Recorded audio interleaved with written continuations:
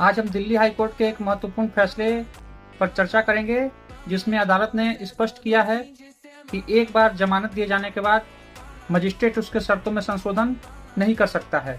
चलिए जानते हैं। दिल्ली हाई कोर्ट ने दंड प्रक्रिया संहिता सीआरपीसी की धारा 439 सेक्शन 1 सब सेक्शन बी के तहत जमानत की शर्तों को बदलने, हटाने या नई शर्तें जोड़ने की शक्ति विशेष रूप से हाई कोर्ट और सेशन कोर्ट को देने की बात कही है। इसीलिए मजिस्ट्रेट के पास यह अधिकार नहीं है कि वह पहले से दी गई जमानत की शर्तों में बाद में बदलाव कर दे।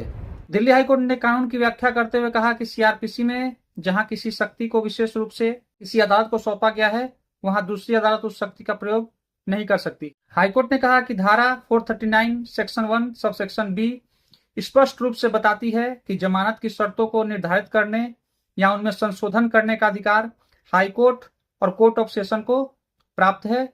इसीलिए यदि किसी आरोपी को जमानत की किसी शर्त से परेशानी है या वह शर्त बदलवाना चाहता है, तो उसे उचित मंच यानी हाईकोर्ट या सेशन कोर्ट का दरवाजा खटखटाना होगा।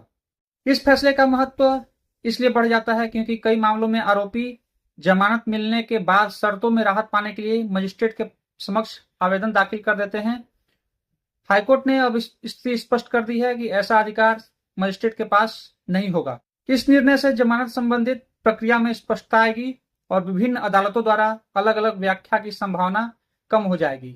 साथ ही यह फैसला न्यायिक और अधिकार क्षेत्र की सीमाओं को भी स्पष्ट करता है। मुख्यतः एक पंक्ति में इस फैसले का सार यह है कि जमानत मिलने के बाद उसकी शर्तों में संशोधन करने की शक्ति मजिस्ट्रेट के पास नहीं होगी, बल्कि केवल हाईकोर्ट या सेशन के कोर्ट के पास ही होगी, जैसा कि धारा 439 section 1 sub section B CrPC में यह प्रावधान सुनिश्चित है। वीडियो पसंद आया तो लाइक और शेयर जरूर करिएगा। चैनल को सब्सक्राइब करना मत भूलिएगा।